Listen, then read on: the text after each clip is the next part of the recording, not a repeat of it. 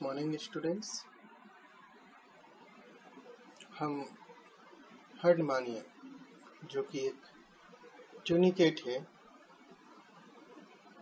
के बारे में पढ़ रहे थे।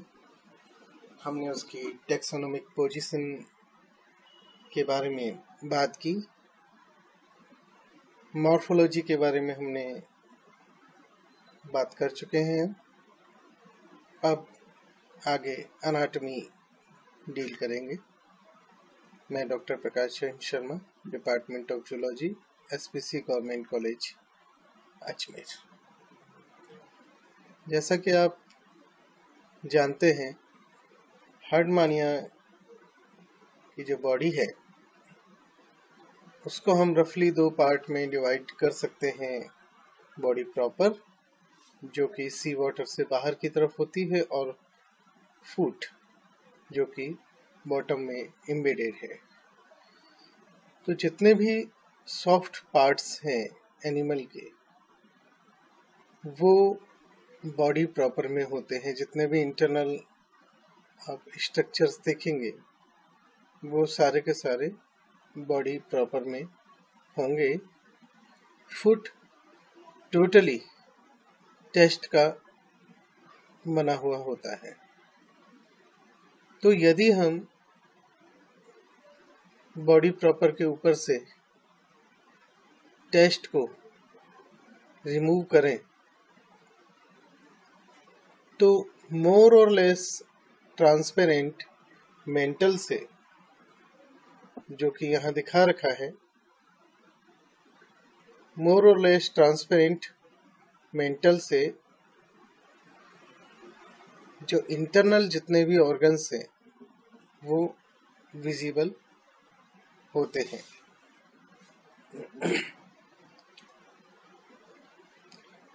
तो जब हम बॉडी को एग्जामिन करते हैं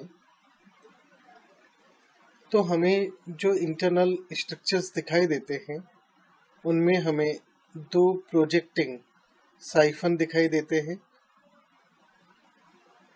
branchial siphon as well as atrial siphon, जिनके अंदर कई सारी एन्युलर मसल्स, रिंग के रूप में मसल्स जिन्हें हम एन्युलर मसल्स कहते हैं, दोनों ही साइफन के चारों तरफ आपको ये एन्युलर मसल्स दिखाई देंगी। इसके अलावा साइफन से लंबी निकलती हुई आपको लॉन्जिट्यूडनल मसल दिखाई देंगी।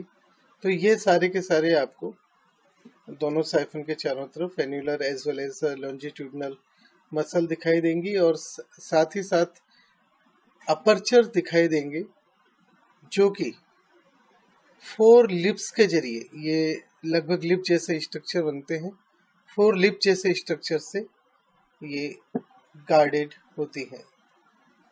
इसके अलावा जब आप देखेंगे तो आपको यहाँ पर स्टमक, इंटेस्टाइन ये विजिबल होगा, और रेक्टम भी नजर आ सकता है। जो इंटेस्टाइन है वो एक वाइड लूप फॉर्म कर रही है, और इस लूप के बीच में, इस लूप के अंदर की तरफ मौजूद आपको कुछ और संरचना दिखाई देगी, जहां पर आप देख पाएंगे चॉकलेट कलर की, स्टमक के फ्रंट में चॉकलेट कलर की लीवर की लॉब।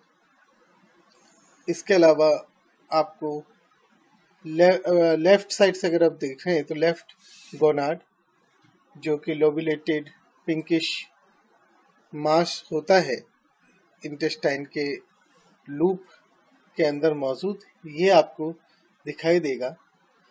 साथ ही साथ आपको नजर आएगा फेरिंक्स की वेंट्रल मार्जिन पर इंडोस्टाइल।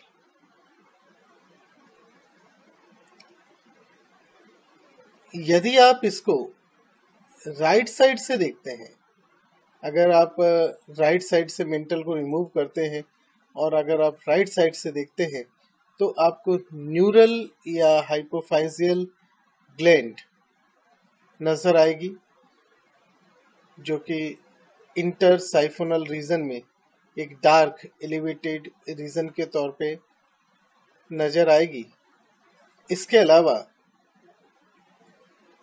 लॉन्ग ट्रांसपेरेंट लूप ट्यूब के रूप में, जिसकी यूनिफॉर्म थिकनेस होती है, एक पेरिकार्डियम नजर आएगा इंटेस्टाइन से पीछे की तरफ, जिसके अंदर हार्ट मौजूद होता है।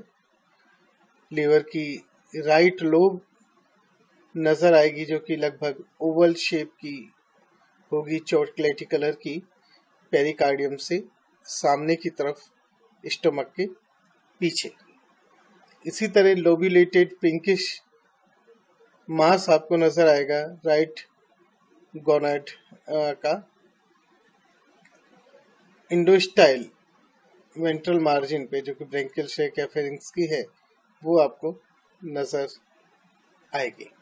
तो ये स्ट्रक्चर आपको लेफ्ट और राइट से नजर आने वाले हैं। नाउ हम जब ब्रेंकियल शेक को कट कर रहे हैं, जब हम टेस्ट को कट कर रहे हैं, अंदर हम देख रहे हैं, तो हमें क्या क्या चीजें नजर आ रही हैं, एक बार हम उसे देखें। मेंटल और पेरीब्रेंकियल कैविटी, यहाँ पर आपको तीनों ही तरह के ओरिजिन की स्ट्रक्चर्स दिखाई देंगे, एक्टोडर्मल, मेसोडर्मल, इंडोडर्मल, और बॉडी मसल्स, जो कि ब्रेंकियल ग्रुप की, एट्रियल ग्रुप की एंड ब्रेंक्रोएक्ट्रियल ग्रुप की हैं, सारी दिखाई देंगी। डाइजेस्टिव सिस्टम के अंतर्गत लीवर और पाइलोरिक ग्लैंड का हमें अध्ययन करना है, और यहाँ परफोरेटेड जो ब्रेंचियल सैक है उसके बारे में भी हमें अध्ययन करना है। रेस्पिरेटरी सिस्टम के बारे में भी हम जानकारी लेंगे। ब्लड वेस्कुलर सिस्टम के अंतर्गत आप ventral aorta, dorsal aorta, branchial visceral vessel, cardio visceral vessel, heart आदि के बारे में पढ़ेंगे। एक्सक्रीटरी सिस्टम के अंदर आप न्यूरल ग्लैंड भी पढ़ेंगे, nervous system, receptor organs and reproductive system आदि, ये सारी चीजें आप पढ़ेंगे। तो सबसे पहले हम बढ़ते हैं डाइजेस्टिव सिस्टम की तरफ। तो हम हार्डमानिया का जब डाइजेस्टिव सिस्टम की बात कर रहे हैं,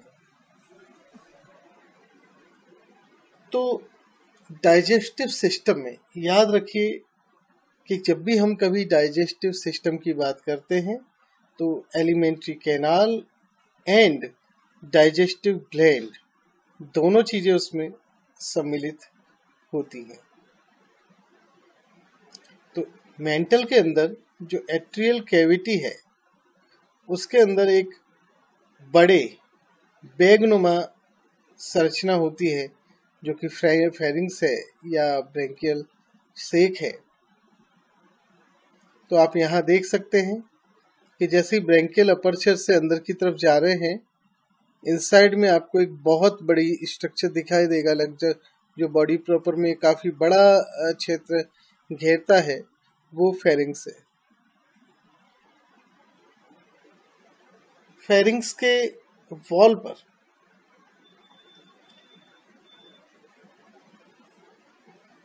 बहुत सारे आपको पोर्स दिखाई देंगे, जिन्हें हम स्टिग्मेटा कहते हैं। साथ ही साथ आप याद रखिए कि जो फेरिंग्स की वाल है, वो एंटीरियर एंड वेंट्रल साइड से मेंटल के साथ में फ्यूज होती है। इंटेस्टाइन आगे की तरफ आगे कोइल्ड होगी, और पूरा ये जो एलिमेंट्री कैनाल है, ये माउथ से स्टार्ट होती है और एनस पे जाके एंड होती है। अब एक एक पार्ट के बारे में हम पहले डिटेल देख लेते हैं। सबसे पहले हम माउथ की बात करें, तो माउथ कुछ और नहीं, जो ब्रेंकियल अपर्चर है उसी को ही हम माउथ कह रहे हैं, जो कि ब्रेंकियल साइफन पर मौजूद है, और जो कि एंटीरियर एंड को डेजिग्नेट करता है एनिमल के, जो कि 4 लिप्स के जरिए ढका हुआ होता है। माउथ आगे की तरफ एक ब्रेंचियल साइफन के अंदर लीड करता है। ब्रेंचियल साइफन जो है एक नैरो एंड ट्यूबुलर कैविटी है, जो कि इक्टोडर्म के जरिए लाइन होती है, इसको हम स्टोमोडियम या बक्कल कैविटी भी कह सकते हैं। स्टोमोडियम के एंड पर, बेस पर ब्रैंकियल टेंटिकल्स की रिंग होती है, जो कि सीव के तौर पे काम करती है, ताकि केवल माइन्यूट पार्टिकल ही अंदर की तरफ जा सके। ये हाईली इनोवेटेड रीजन होता है। और यहाँ पर अगर आप बात करें तो इन टेंटिकल के नीचे की तरफ, बिलो द टेंटिकल, स्मूथ प्रीब्रैंचियल या प्रीफेरेंजियल जोन होता है। स्मूथ जोन है ये, जिसके अंदर आपको फूला हुआ एक स्वलन डोर्सल ट्यूबरकल देखने को मिलता है, जो 2 स्पाइरल कॉइल का बना हुआ होता है।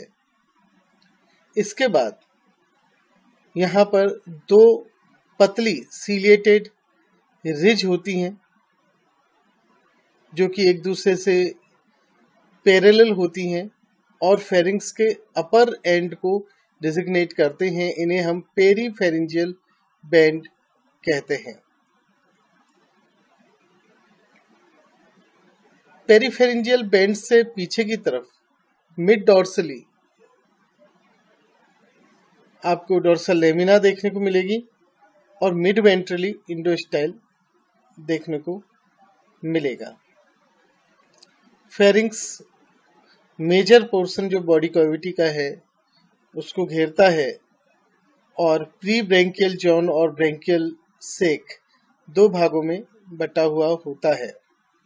जैसा कि आपको बताया, प्री ब्रैंकियल सेक स्मूथ वॉल वाला होता है, जिसमें फोल्ड्स, सीलिया और स्टिग्मेटा नहीं होते। फेरिंग्स जो कि पीछे का हिस्सा है, और जैसा मैंने आपको बताया था, इसमें परफोरेशन होते हैं, पोर्स होते हैं। ये एट्रियल कैविटी को लगभग पूरा भर देता है और इसमें सेवरल रोज स्टिग्मेटा की देखने को मिलती हैं, जो कि ट्रांसवर्स रोज के रूप में अरेंज रहती हैं। तो इन पोर्स के माध्यम से, इन स्टिग्मेटा के माध्यम से फेरिंग्स एट्रियल कैविटी के साथ में कम्युनिकेट करता है। स्टिग्मेटा के किनारों पर सीलिया मौजूद होते हैं, जो वाटर करंट को ड्राइव करते हैं फेरिंग्स से एट्रियल कैविटी की तरफ। स्टिग्मेटा गिल क्लेफ्ट नहीं है, ये चीज आप याद रखिए।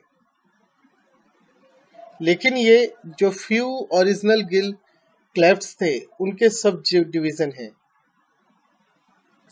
हर एक स्टिग्मेटा के अंदर आप वॉल में देखेंगे तो ट्रांसफर और लॉन्गिट्यूडनल बार्स होंगी, जिसके अंदर ब्लड वेसल्स मौजूद होंगी, और कुल मिला के फेरिंग्स बास्केट की तरह नजर आता है। फेरिंग्स में हर तरफ आप देखेंगे, दोनों ही तरफ, left dorsal and ventral side की तरफ आप देखेंगे जब लेफ्ट और राइट में, तो यहाँ पर आपको फोल्ड्स, लॉन्जिट्यूडनल फोल्ड्स देखने को मिलेंगे, जो कि संख्या में 10 होते हैं।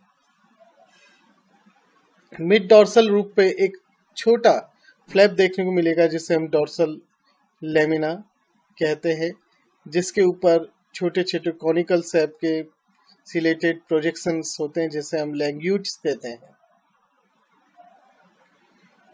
Dorsal lamina posterior peripharyngeal band से पीछे की तरफ रन करती है और अल्टीमेटली यहाँ से इसोफेगस की तरफ तक ओपन होती हैं। तो डोर्सल लेमिना और इसके जो लैंग्यूट्स हैं, वो एक तरफ बेंड हो जाते हैं, जिसके कारण एक तरीके से ये एक ट्यूब फॉर्म करते हैं, जिससे फूड लेडन म्यूकस पास होती है।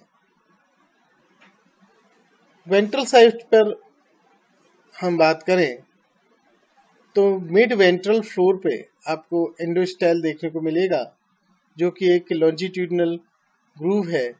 4 लॉन्जिट्यूडनल रोज ग्लैंड सेल की इसमें मौजूद हैं और उनके बीच में सीलेटेड सेल्स मौजूद हैं। जो मिडिल रो है सेल्स की, उनमें सीलिया लॉन्ग होते हैं, और जो ग्लैंड सेल्स हैं एंडोस्टाइल की, वो म्यूकस का सिक्रीशन करती हैं और इस तरीके से जो फूड है वो लेटरली ड्राइवन होता है सीलेटेड सेल्स के माध्यम से। इंडोस्टाइल को वर्टिब्रेट की थायराइड ग्लैंड का होमोलोगस माना जाता है। फेरिंक्स के जो पीछे का हिस्सा है, पोस्टीरियर रीजन है, उसे हम इसोफेजियल एरिया कहते हैं, जहां पर जितने भी फोल्ड्स हैं फेरिंक्स के वो कन्वर्ज होते हैं। एक पेयर यानी कि दो सेमी सर्कुलर लिप्स एक अपर्चर को इनक्लोज करते हैं जो कि इसोफेगस में लीड करता है। आज का ये जो टॉपिक है मैं यहीं पे समाप्त कर रहा हूँ। नेक्स्ट टॉपिक में, नेक्स्ट लेक्चर में हम इसोफेगस और उसके आगे का डाइजेस्टिव सिस्टम, साथ ही साथ बाकी अन्य जो ऑर्गन सिस्टम्स हैं हर्डमानिया के, उनके बारे में जानकारी हम प्राप्त करेंगे। तो आज का मैं अध्याय यहीं पे ये टॉपिक समाप्त कर रहा हूँ। धन्यवाद।